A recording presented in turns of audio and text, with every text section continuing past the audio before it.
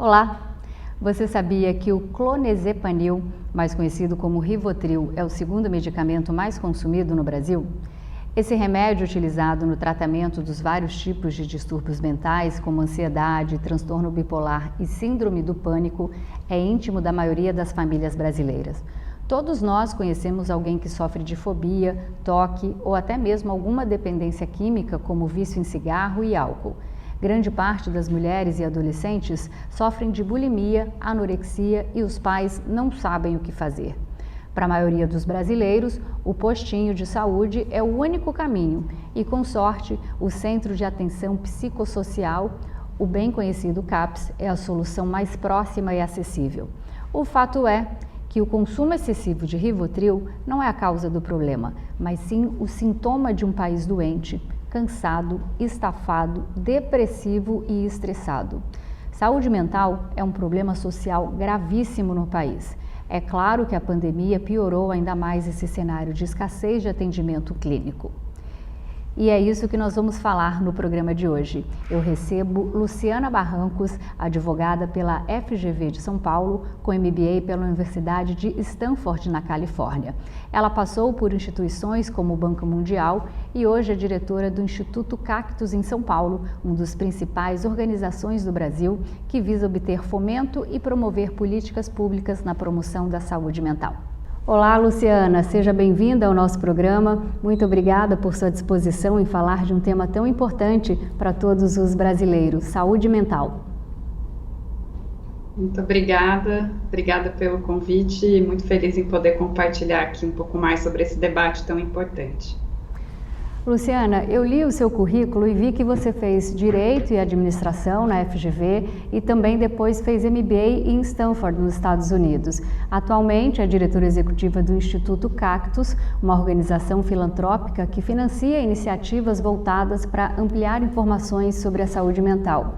Eu gostaria de saber por que a advogada Luciana, que já passou até pelo Banco Mundial, decidiu trabalhar no terceiro setor. Conta um pouquinho da sua história até chegar ao Instituto. Claro. Acho que o que sempre me moveu foi muito essa questão do impacto social, de gerar e fazer essa diferença na sociedade. E o primeiro caminho, a primeira ferramenta que eu achei que ia me ajudar com isso foi o direito, né? Foi esse saber jurídico, esse saber argumentativo e crítico. Então, eu segui pelo caminho do direito inicialmente e, aos poucos, eu fui entendendo que eu precisava de mais ferramentas para conseguir, de fato, ter esse impacto ampliado e sustentável que eu queria ter na sociedade. Então, eu busquei fazer essa dupla graduação em administração de empresas, também pela FGV, e aí eu me direcionei mais para uma parte de investimentos de impacto, pelo Banco Mundial. Então, eu fiquei vários anos lá trabalhando com isso, muito direcionado para o setor de bancos, instituições financeiras, fintechs, sempre usando esse setor como forma de propagar e de gerar impacto. Eu decidi dar um passo atrás e repensar um pouco nessa minha trajetória de impacto, nessa bandeira que eu queria abraçar, nessa bandeira que eu achava que realmente ia fazer a transformação social que eu buscava. E aí foi nesse momento que eu resolvi ir para Stanford, ficar 2 anos.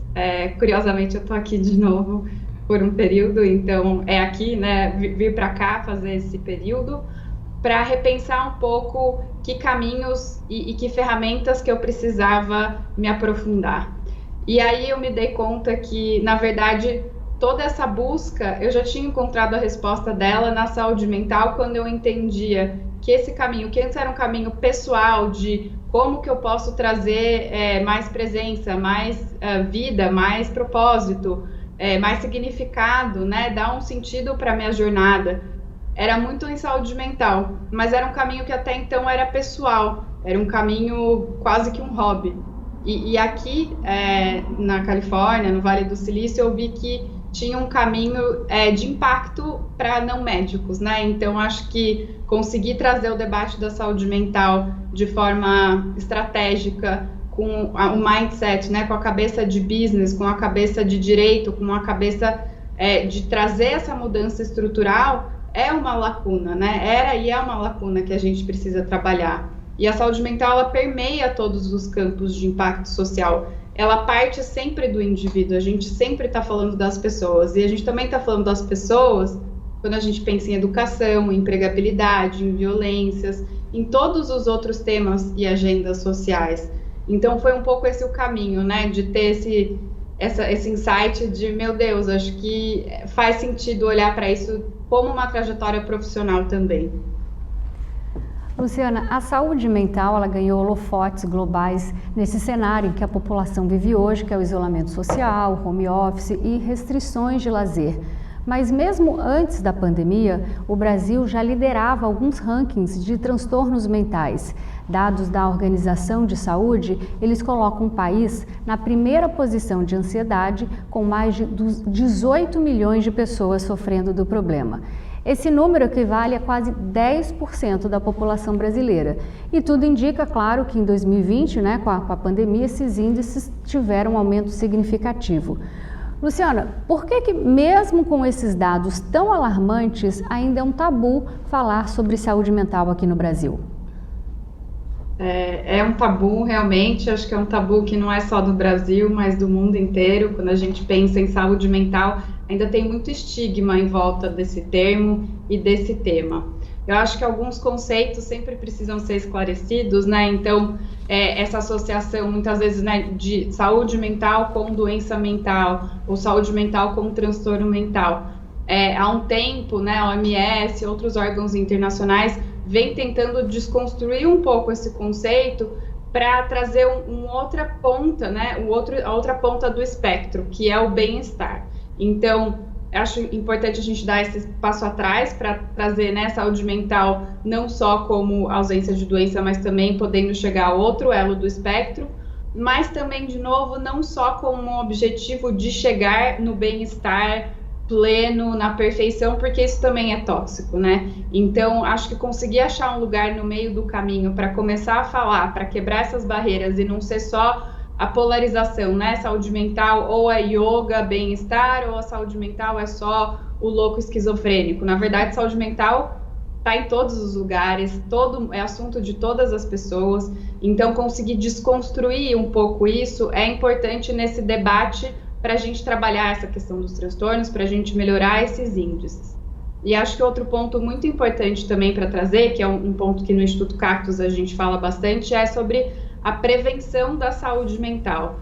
Então, como que a gente consegue trabalhar de forma estrutural, sem ser um contínuo apagar de incêndios, a saúde mental? Como que a gente consegue pensar antecipadamente, preparar as pessoas, e aí é com todo mundo que a gente está falando, né? E isso ajuda também, de novo, a normalizar o debate, a trabalhar o estigma e a trazer esse assunto mais para o nosso dia a dia, que apesar da gente não perceber, ele já está lá. Luciana, você acabou de falar que é interessante isso porque às vezes as pessoas confundem doença mental com saúde mental. Saúde mental, às vezes a gente tem algum transtorno e nem percebe, está ali no nosso dia a dia. Eu queria que você explicasse essa diferença, porque às vezes as pessoas falam, é esquizofrenia, como você mesmo disse, mas não, pode ser um toque, pode ser ansiedade, pode ser esse mundo, né, que a gente vive, essa tecnologia toda que causa esse estresse. Conta um pouquinho para a gente essa diferença, para as pessoas poderem entender que saúde mental não é só a doença. Claro. Então, a saúde mental, como a gente entende, como muitos órgãos entendem também, ela tem muito a ver com essa habilidade de produzir, com a habilidade de estar em comunidade, com a habilidade de trabalhar, se relacionar, é muito essa aptidão, né? Ela não tem nenhuma conotação de fazer isso bem ou fazer isso mal, mas é estar, né, poder conviver, poder produzir, poder estar integrado em uma comunidade. Então, partindo desse conceito, sim, a gente pode ter doenças, diagnósticos e condições, como a gente tem também pensando na nossa saúde física, né? Mas ainda assim a gente pode continuar pleno, produzindo e integrado à vida social. Então, acho que a diferença que é importante a gente fazer aqui é que, na verdade, é um contínuo, né? Não tem um testar positivo ou testar negativo para a saúde mental. Ela é como se fosse um colesterol. Tem um colesterol mais alto, tem um colesterol mais baixo. Então, é um pouco mais difícil de trabalhar, porque é uma linha mais tênue, né? São gradações, e ao mesmo tempo, por todo esse estigma e essa busca por diagnósticos, né? Eu tenho acesso ao Google, eu tenho acesso à internet, eu quero saber logo o que eu tenho. Muitas vezes a gente acaba taxando ou se autodiagnosticando e criando um estigma em cima disso, sem dar esse passo atrás e entender é normal todo mundo sofrer, todo mundo passar por seus altos e baixos, isso não necessariamente caracteriza um diagnóstico. E 2, que faz parte dessa jornada, né, a gente conseguir poder falar sobre isso também, porque o nosso vizinho e todas as pessoas estão passando por essa mesma reflexão, essa mesma jornada humana mesmo. A principal bandeira do Instituto Cactus é o fomento de iniciativas que promovam saúde mental de qualidade para os brasileiros. Inclusive, né, acho que em especial as mulheres. Eu queria que você contasse para a gente o que é um pouquinho mais do Instituto, como é que surgiu, qual é o principal objetivo, detalhasse um pouquinho mais para os telespectadores entenderem o que é o trabalho do Instituto. Bom, o Instituto Cactus, ele nasceu em 2019, ele foi concebido pela Maria Fernanda Quartiero, que é a nossa fundadora, como uma forma de tentar institucionalizar a filantropia do núcleo familiar dela. Então, a busca dela era muito por que causas sociais que merecem uma atenção e um cuidado maior no Brasil, como que eu posso maximizar o retorno desse meu investimento de impacto, né? Onde eu devo olhar? E aí ela percebeu que a saúde mental era essa área atravessada por tantas outras áreas, que era essa área negligenciada e que tinha muita possibilidade de gerar esse impacto estrutural e institucional na sociedade. Então, mesmo antes da pandemia, né, a gente já veio, né, ela já trouxe essa visão de que a gente precisava olhar para a saúde mental. Ao longo do ano passado, a gente teve a pandemia que deu muita luz para o tema, mas é um tema e um problema que já existia antes, já era um problema de saúde pública muito antes da pandemia.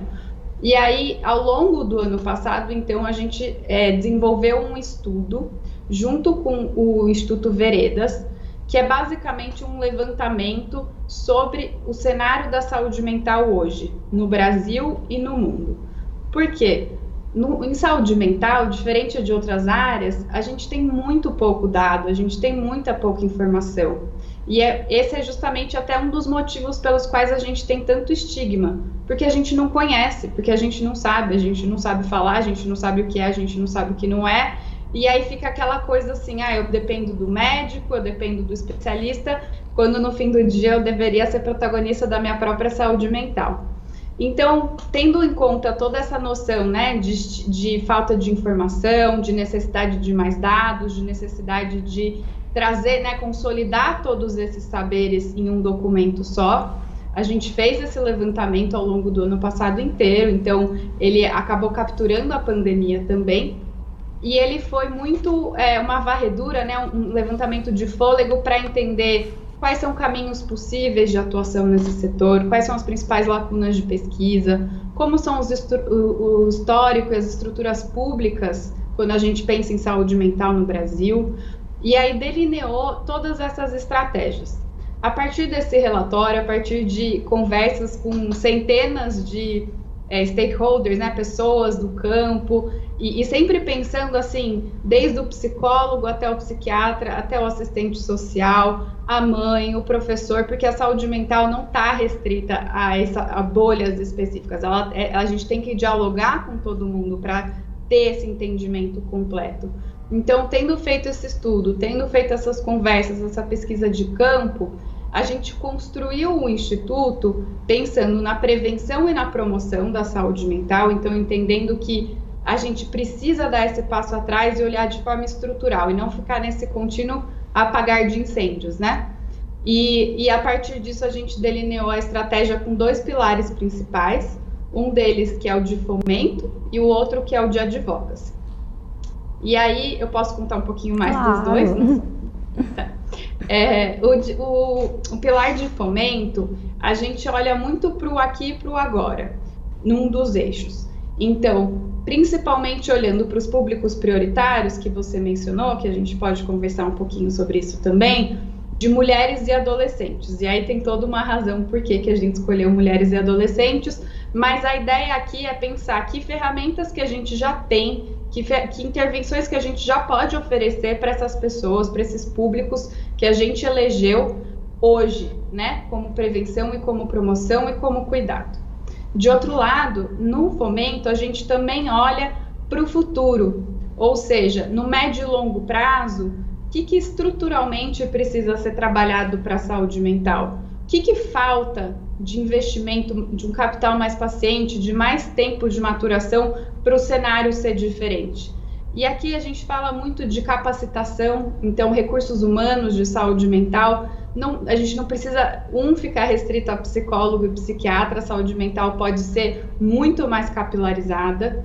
A gente pode pensar em outras estratégias de cuidado, só que a gente precisa de evidência, a gente precisa de mais ciência por trás de saúde mental, mas tudo isso leva tempo, então a gente coloca nessa segunda categoria. E aí a gente olha para a advocacy também, que tem muito movimento de políticas públicas, e de outro lado de informação e comunicação, também pegando o gancho do começo, que são grandes barreiras quando a gente pensa em saúde mental, a informação, o engajamento da sociedade civil, o engajamento dos indivíduos sobre a sua própria saúde mental. Vamos para um rápido intervalo comercial. Já voltamos com a diretora do Instituto Cactus, uma das principais organizações do Brasil que apoia políticas públicas no setor da saúde mental, Luciana Barrancos.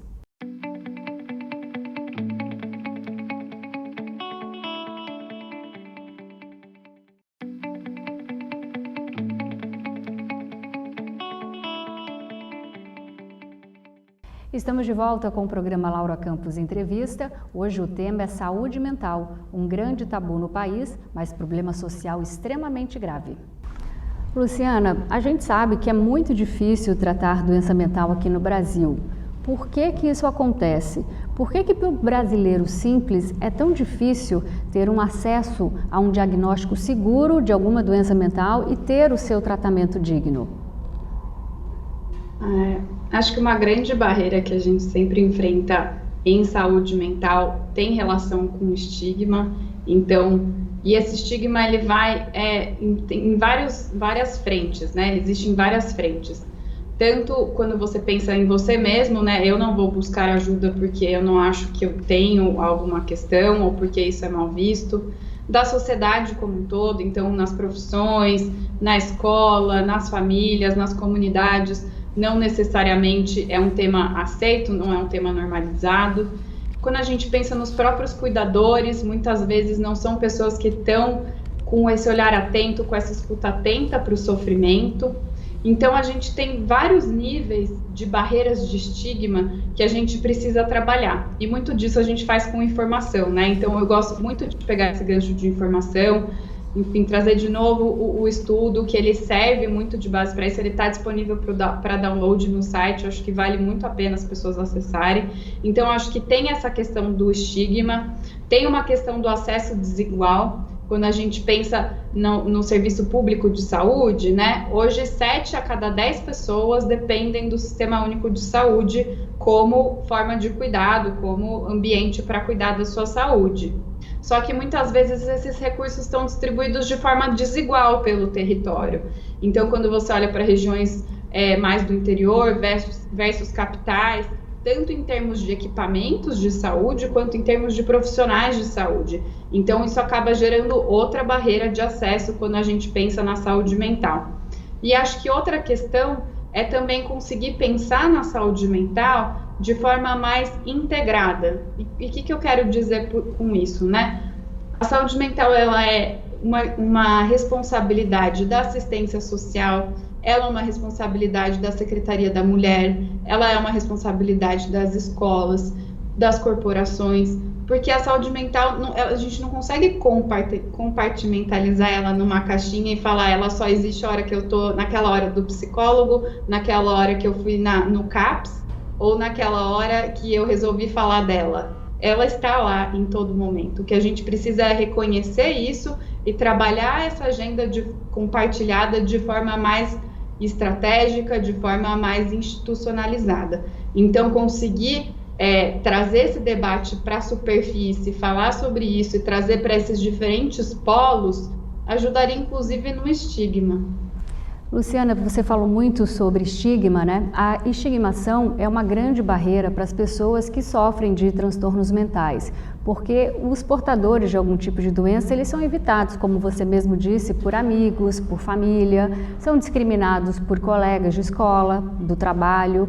Quer dizer, a pessoa com um transtorno mental, ela sofre não só pela doença em si, mas também pelo estigma social que segrega e também nega oportunidades de trabalho de vida.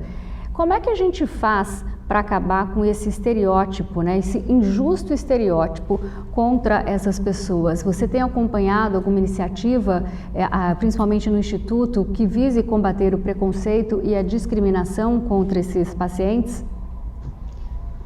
Eu acho que aqui entra essa chave da comunicação, né? Por isso que no Instituto um dos pilares do Advocacy é justamente essa comunicação e engajamento de sociedade civil. Como que a gente desconstrói um mito, né? Uma inverdade? Trazendo informação de qualidade, trazendo conhecimento, mostrando que não, aquilo não é uma opção, aquilo não é frescura, aqui existe uma evidência, aqui existe uma explicação de como e por que isso acontece. Então, a informação e essa consistência de dados também, né? Quando a gente consegue ter mais acesso a dados e informações de qualidade sobre o que está acontecendo no Brasil, como que as políticas estão sendo estruturadas, quem que é responsável por isso, como isso me afeta, isso tudo nos ajuda a compreender que, na verdade, isso é normal, isso faz parte, né? Não existe o louco que é segregado da sociedade. A saúde mental, ela está presente no nosso dia a dia e a gente tem que reconhecer isso. E a chave, o caminho para isso, está muito no conhecimento, está muito na informação e nesse acesso, né, a esses saberes. E a gente está se posicionando e colocando muita essa informação à disposição, tanto via esse relatório que eu comentei, que pode ser baixado no site, quanto via redes sociais, trazendo essa comunicação mais humanizada, trazendo histórias reais. A gente precisa ver as caras, né, ver a história por trás do que a gente escuta, ajuda muito a conectar, a criar empatia, então ir construindo essa narrativa de que não é uma escolha, de que saúde mental não é só uma coisa individual. Quando a gente fala de saúde mental, ela tem tudo a ver com as estruturas que a gente está em volta. A gente sempre fala do biopsicossocial, né, que é um modelo que envolve tanto a nossa genética, a biologia, a psique e o entorno, né? Não tem como a gente falar de saúde mental sem falar de todas essas questões. Então, a hora que a gente começa a entender tudo isso, a gente começa a quebrar os estigmas também. Luciana, você acabou de falar sobre frescura. Eu fico preocupada um pouco com os jovens, porque muitas vezes eles acham que saúde mental, né, problemas com transtorno mental é um pouco de frescura. E a gente já tem uma cultura que incita também isso, esse padrão social que todos devem ser iguais. Você tem que ser sempre muito feliz, não pode ter problemas, seu trabalho tem que ser ótimo, é aquela vida da internet, o mundo é perfeito, as fotos são maravilhosas, todo mundo é lindo, todo mundo é feliz, mas na realidade a gente sabe que por detrás disso não é isso que acontece. Como é que ficam os jovens no meio de tudo isso, uma vez que eles são conectados 24 horas? Tem aumentado muito esse problema de depressão nos jovens? O Brasil está preparado para lidar com isso? A questão da saúde mental dos jovens é uma questão que é muito cara para a gente no Instituto Cactus e é uma coisa que a gente olha com muita atenção. Acho que primeiro, só dando um passo atrás e pegando o gancho dos jovens e saúde mental, por saber, né, que 50% das condições de saúde mental elas aparecem até os 14 anos e 75% até os 24. Só que a maior parte disso passa sem diagnóstico ou tratamento, por volta de 80%. Ou seja, os nossos ambientes, as nossas escolas, os nossos lares, as nossas comunidades não estão preparados ou não estão conseguindo acolher esse jovem e pensar de forma preventiva na saúde mental das juventudes. É muito importante a gente olhar cedo, porque são esses jovens que vão ser os adultos das próximas gerações, os multiplicadores de mudança, e essas são as condições que vão ficar até a vida adulta. Então, quando a gente pensa em olhar para a saúde mental fazer prevenção é com idade jovem que a gente tem que pensar. E aí, quando a gente está nesse mundo de internet, que na pandemia ficou ainda mais forte, né, nessa questão do isolamento, é importante a gente sempre pensar nas questões, né, nos fatores, não como ou um demônio ou uma salvação. Sempre existe um meio termo. A internet, as tecnologias, elas têm espaço dentro da saúde mental.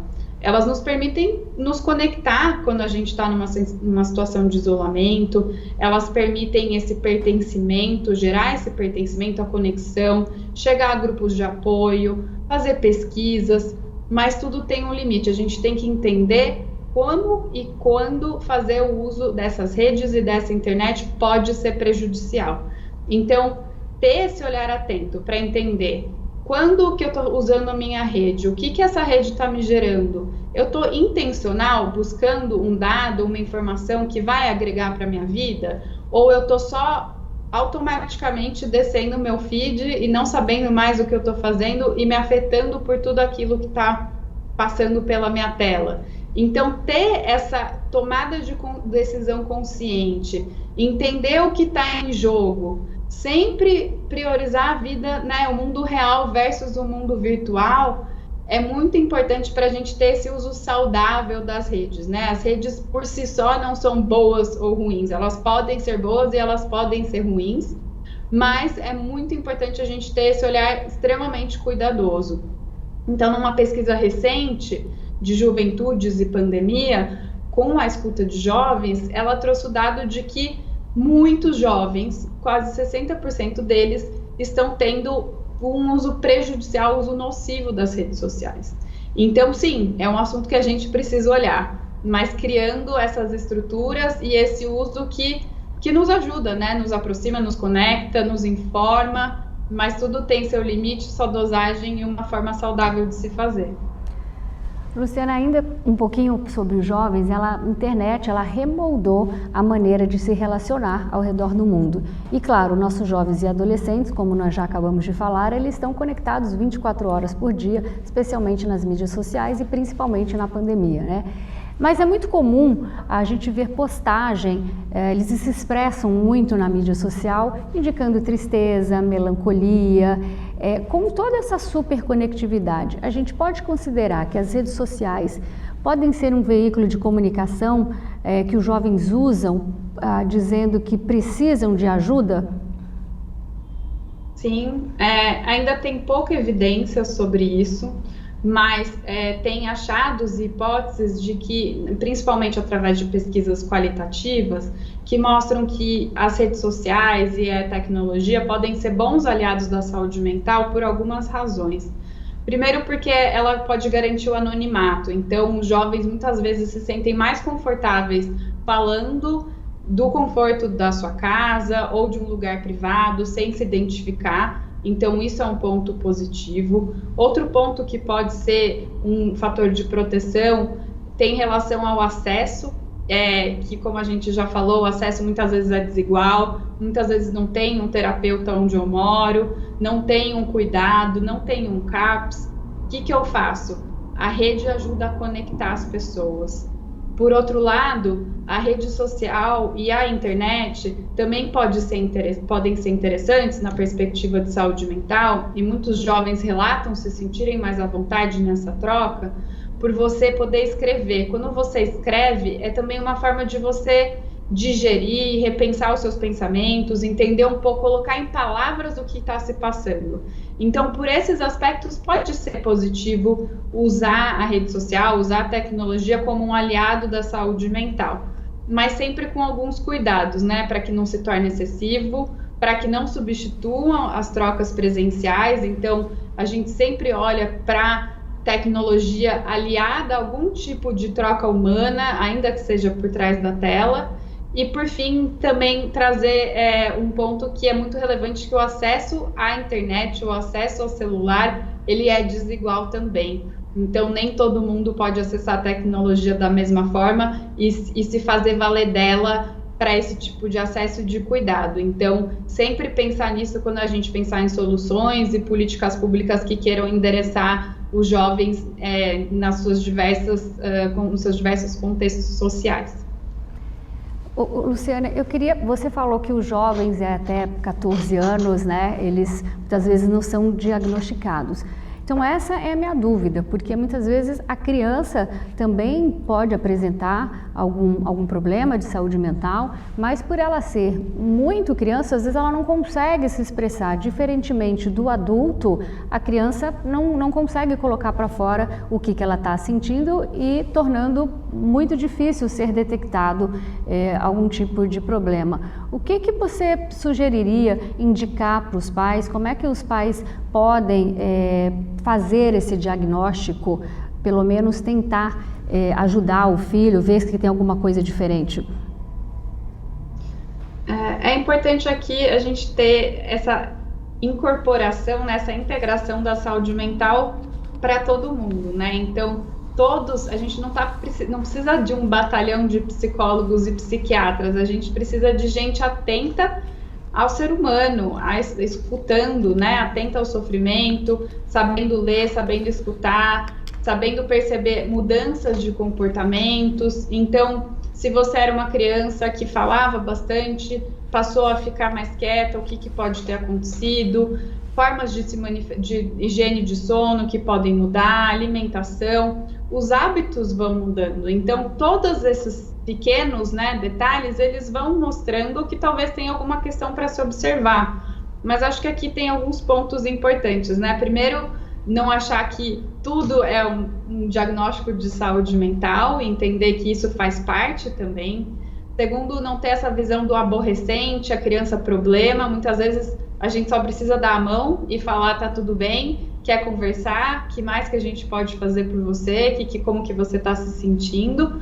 E acho que também dá essa capacidade, capilarizar essa capacidade de ouvir, de escutar, de conseguir estar atento ao próximo, porque muito disso é nessa troca, né? Nessa percepção de hoje eu acho que você não tá bem, tem alguma coisa de diferente, então é quase que voltar ao mais simples, né? Que talvez a gente esteja complicando demais com tantas, né, rede social e celular e diagnósticos e Google, a gente se perde um pouco até no contato humano. Vamos para mais um break, daqui a pouco a gente volta com uma das maiores especialistas em saúde mental do país, Luciana Barrancos.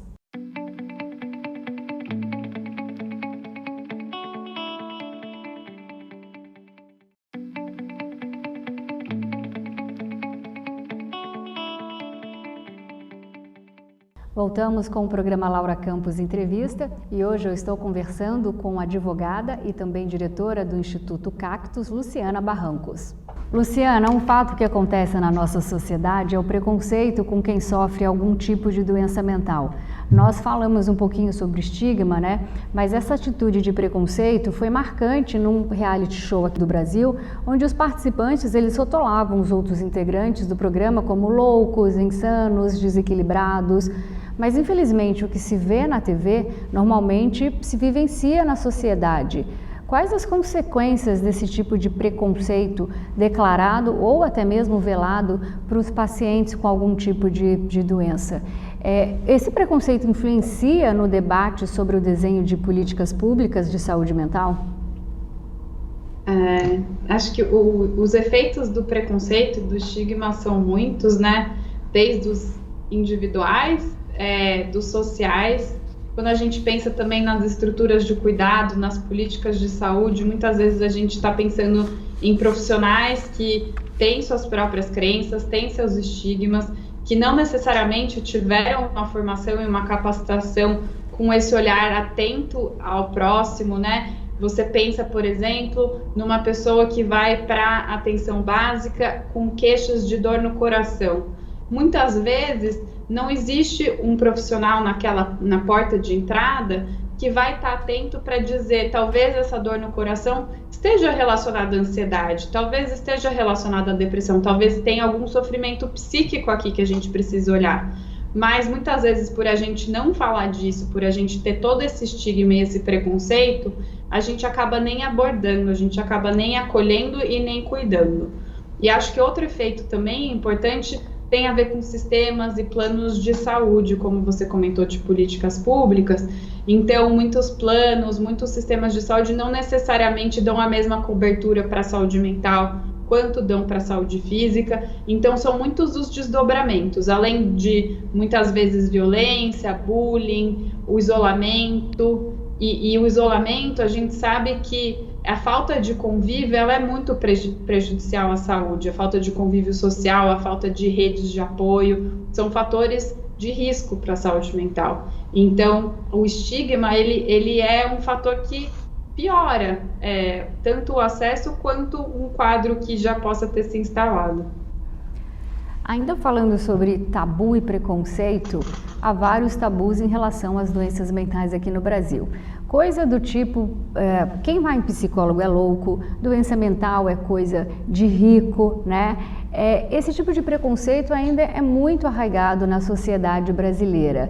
E quais os tipos de preconceito em relação à doença mental que vocês observam no dia a dia do trabalho do Instituto Cactus? Acho que mais do que preconceitos, talvez concepções um pouco polarizadas, né? Como você trouxe do quem vai psicólogo é louco, ou só rico tem acesso a psicólogo. Acho que, primeiro, esse entendimento de que, na verdade, a saúde mental vai muito além do psicólogo, que a saúde mental, ela existe no ponto de vista de política pública. A gente tem centro de atenção psicossocial, a gente tem toda uma rede de atenção psicossocial no território, com uma política de portas abertas, ou se qualquer pessoa pode chegar lá a qualquer momento que você vai ser acolhido, uma perspectiva de saúde integral, de cuidado integrado. Então, sempre que um usuário novo, né, um cidadão chega num serviço de atendimento de saúde mental, é criado um projeto terapêutico singular para essa pessoa, que é integrado por uma equipe multidisciplinar. Então, acho que muitas dessas crenças e desses estigmas também têm a ver com o que é saúde mental. Quem que acessa isso? Em que forma que ela acontece? Onde que eu procuro esse tipo de serviço? Então, vai desde esse entendimento mais básico, né, de como isso se relaciona comigo, até um conhecimento mais profundo de o que eu, como indivíduo, posso fazer a respeito. E aí, acho que acaba até tendo uma certa paralisação de, então, não vou fazer nada, já que eu não estou entendendo o que está acontecendo, e o efeito pode ser muito ruim nesse sentido. Então, conseguir abrir essas portas, né, e trazer essas informações, trazer esse conhecimento do que onde existe, quem faz isso, esse conceito de que é muito além do psicólogo e que todo mundo deveria estar olhando para isso e fazendo prevenção. É quase que a academia, né? A gente não vai para academia, por que a gente não pode pensar nesse fortalecimento da saúde mental também? Luciana, no início do programa, eu disse que o famoso Rivotril é a segunda droga mais consumida no Brasil. Esse consumo excessivo de medicamentos, como o Rivotril, que a longo prazo detém conhecidos efeitos colaterais negativos para o corpo e para a mente dos usuários, é também reflexo da falta de informação e de pessoas qualificadas para o tratamento de doenças mentais. Por que o Brasil, né, os pobres brasileiros, são os grandes consumidores desse medicamento? Bom, acho que aqui a gente está trazendo um debate super importante, não só no Brasil, mas no mundo inteiro, que é o debate da medicalização. É um tema que é muito falado, muito debatido, tem muitas opiniões e argumentos em volta disso. Inclusive tem um documentário de painkillers nos Estados Unidos, né, como é um desafio lidar com isso.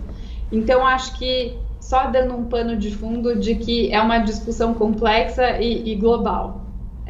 E aí, acho que alguns pontos para a gente pensar é que, primeiro, existe um espaço, sim, para medicalização. Também a gente não precisa achar e criar de novo, né, um estigma sobre a medicalização, porque em alguns casos faz, sim, sentido.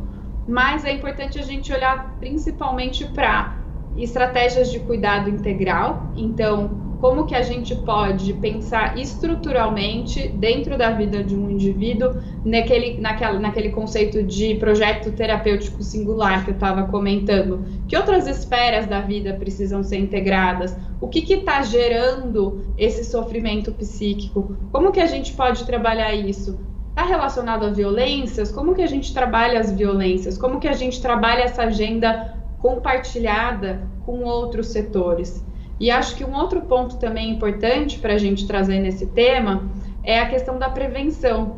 Se a gente olhar sempre antes, né, não no apagar de incêndios, mas o que a gente pode fazer antes, muitas vezes a gente consegue já olhar de forma antecipada, de forma vanguardista, né? E então uma outra saída é olhar justamente para a prevenção e essas intervenções estruturais, porque são, de novo, né, são diferentes níveis de espectros, né? No caso que você precisa de medicalização, mas a gente pode também pensar em intervenções anteriores a isso, que trabalhem e olhem para a saúde mental de forma mais integrada e estrutural. Luciana, eu tenho uma amiga, uma grande amiga minha, ela teve o burnout, que também é como se fosse uma estafa mental. O corpo dá sinais de que você está tendo algum tipo de problema. Como é que você sabe quando não é nada, né? A gente sempre acha que não é nada, mas onde está esse limite que você pode saber que está acontecendo alguma coisa ou que é só cansaço ali do dia a dia? É importante a gente ter esse olhar atento para si mesmo e conhecer sobre não só a teoria e o conceito do que é estar cansada, qual que é o tipo de cansaço que vira um diagnóstico ou não vira um diagnóstico. Então, acho que tem esses dois componentes, né? Se conhecer e conhecer o conceito para saber aplicar. Sempre também recorrer a um profissional quando a gente tem dúvida, quando a gente gostaria de conversar um pouco mais e ter essa opinião especializada. É super importante buscar ajuda, mas também eu acho que uma questão importante aqui é não querer diagnosticar e colocar tudo numa categoria de que eu tô doente. O Dr. Google acaba levando muitas vezes a gente a se diagnosticar, a chegar a conclusões precipitadas e que às vezes geram até mais ansiedade e materializam esse sofrimento de uma forma mais concreta. Então, conseguir balancear sempre essa questão de procurar uma ajuda especializada, conhecer e também não se precipitar em diagnósticos e tratamentos e tirar um pouco o peso, né, de que o estigma, né, de que eu tô doente, de que a saúde mental deu errado, eu sou louco. Não, se a gente tirar esse peso, acho que também ajuda a ter um debate mais transparente e mais fidedigno. Isso que você falou do Google já aconteceu comigo. Eu fui fazer um exame, tinha a consulta marcada com o médico com retorno, e eu falei, vou checar no Google já o resultado. Falei, nossa, tô doente, vou morrer. Quando eu cheguei no médico, falou, imagina, ele falou, você não sabe nem ler o resultado, sofreu por ansiedade. E eu realmente fiquei achando que não soube interpretar os resultados dos exames. E isso acontece muito. No final, acabei sofrendo de ansiedade sem necessidade nenhuma, porque fui checar o Dr. Google, né? Com certeza. E aí, de novo, o gancho com a internet, né? Como que a gente pode usar essas informações, mas de uma maneira não tóxica, né? Como que a gente não vai se basear no Dr. Google. Tem também um conceito bem recente de infodemia, né? Fica ansioso com tanto de informação, enxurrada de informação e notícia. Então, conseguir dosar tudo isso, né? E entender que tem formas saudáveis da gente usar cada uma dessas coisas. Vamos para o último intervalo comercial. Já voltamos com o assunto saúde mental, um dos maiores problemas da pandemia.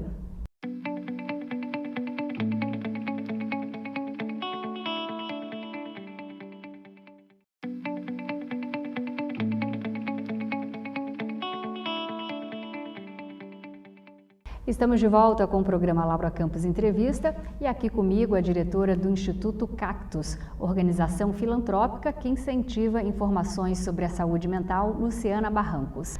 Luciana, segundo os dados da Secretaria Especial de Previdência do Trabalho, em 2020 houve um aumento em 26% na taxa de adoecimento mental em comparação a 2019. Na pandemia, o brasileiro ficou mais propenso a desenvolver transtornos mentais. Luciana, eu gostaria que você comentasse, né, sobre esse dado, esse seguinte prisma. Quem são os mais afetados por doenças mentais durante a pandemia e se o nosso sistema de saúde tem dado conta do aumento, né, de toda essa demanda? Saúde mental na pandemia é um tema bem importante, bem relevante da gente falar, e acho que aqui tem alguns públicos para a gente destacar. E, de novo, sempre entendendo nessa conjuntura, né? O que está em volta da saúde mental? A saúde mental não é só do indivíduo, ela tem tudo a ver com a estrutura, com a biologia, com o social. Então, sempre olhando por essa perspectiva, a gente consegue ver que profissionais da saúde foram muito afetados, acho que por razões óbvias, né? Por estarem tão expostos ao Covid, às dores, enfim, a toda essa questão sanitária que a gente está vivendo. A gente pode pensar também nas crianças e nos adolescentes que estão fazendo escola dentro de casa, as escolas fechadas, a falta de convívio social, a falta desse suporte, né, dessas redes de relacionamento. As mulheres são outro público muito afetado com a pandemia. Quando a gente pensa que os grandes fatores de risco para as mulheres, quando a gente fala de saúde mental, são violência e sobrecarga doméstica, com a pandemia isso se agravou muito. As mulheres estão passando por duplas, triplas jornadas agora com os filhos em casa. A questão da violência doméstica ficou muito forte, muito latente quando a gente está nessa questão de isolamento, né? Agressor e agredido muitas vezes na mesma casa, no mesmo ambiente. Outra questão também que ficou muito saliente com a questão da pandemia foi a questão do desemprego e da crise econômica. Então, de novo, né, a saúde mental é estrutural. Quando você tem altos índices de desemprego, crise econômica, isso são fatores de risco para a saúde mental também. E tudo isso somado a redes de apoio reduzidas. Então, tenho mais motivos para ter um sofrimento psíquico e, ao mesmo tempo, menos redes de apoio a qual eu posso recorrer. Então, alguns desses públicos acabaram ficando mais afetados, como as crianças, as mulheres, muitas vezes os idosos, os profissionais da saúde. E sobre o tema de como que o sistema de saúde está, né, recebendo tudo isso, acho que primeiro é entender que isso é desigual no país, então tem alguns modelos, alguns municípios que tiveram mais rapidez em ir para o online, em conseguir fazer esse atendimento remoto, outros não. A disponibilidade de profissionais também é muito diferente no território, então não tem uma resposta única para essa pergunta, mas de forma geral a maior parte dos esforços se direcionaram para a Covid, né? Estão direcionados para a Covid, então muitas cirurgias não eletivas não estão sendo feitas, e toda essa priorização da Covid acaba sendo em detrimento dos outros temas, inclusive da saúde mental. Mas é difícil de dar uma resposta assim padronizada para o território. A nível mundial, qual é o país, né, que é referência na promoção de tratamento público? Tem alguns países que a gente se inspira muito, que tem modelos bem sólidos e tem essa abordagem preventiva, intersetorial, integrada do cuidado, como a Finlândia, Canadá, Inglaterra e Austrália. Por diferentes motivos, a Austrália, para os jovens, é um exemplo muito relevante de conseguir integrar cuidados de escola, comunidade, saúde mental juntos, né? Então, não é que o adolescente tem que ir até o campo para falar de saúde mental, mas isso faz parte da rotina, faz parte do dia a dia dele, assim como a escola faz parte.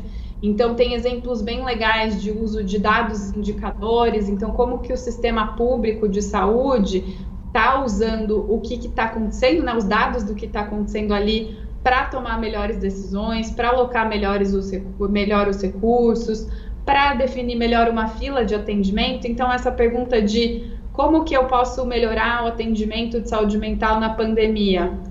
Se você souber o que está acontecendo, se você tiver visibilidade do que está, as demandas e as necessidades, é muito mais fácil de planejar, é muito mais fácil de dizer que tipo de profissional, em que região, e conseguir dar conta, né, abastecer o sistema. E tem muitos países que fazem isso de forma bastante positiva.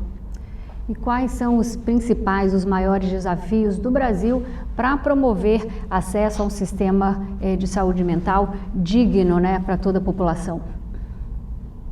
Acho que tem algumas coisas. Primeiro, esse olhar de prevenção e promoção, e não só um foco em tratamento, né, mas conseguir ter essa mentalidade de vamos pensar no futuro, vamos mudar estruturalmente a situação hoje e não ficar nesse apagar de incêndios.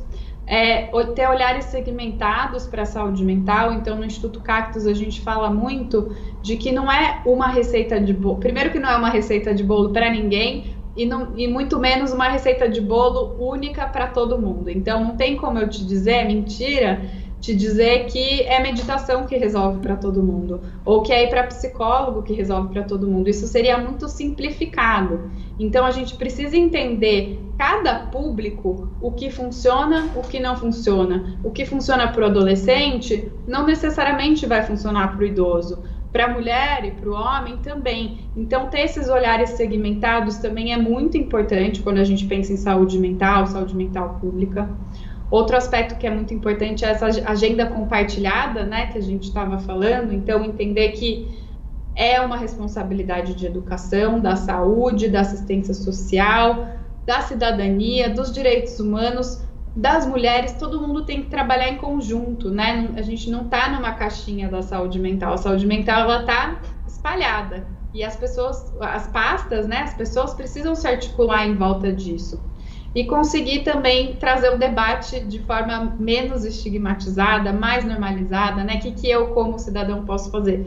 Me informar mais, ajudar a quebrar esses tabus, normalizar o debate, humanizar o debate, compartilhar informações de qualidade com as outras pessoas. Então, todo esse processo, ele precisa acontecer para a gente ter esse panorama diferente da saúde mental.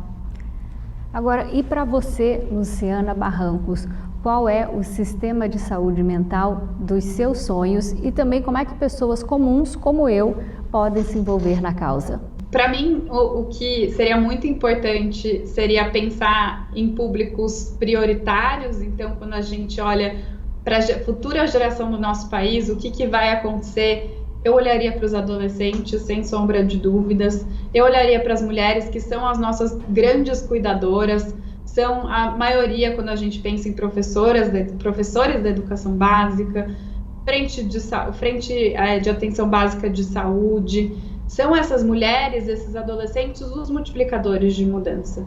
Então, conseguir cuidar, formar esses multiplicadores de mudança, falar abertamente sobre o tema e perceber que a gente só está negando uma coisa que já está aqui, é um elefante branco que já está aqui, acho que é um grande passo para a gente começar a trabalhar a saúde mental de forma mais institucionalizada, mais estruturada. Então, muito se falou em saúde mental nas Olimpíadas, se falou em saúde mental na pandemia, em saúde mental nos programas de televisão, mas como que a gente pode trazer esse debate para ser mais duradouro, mais institucionalizado?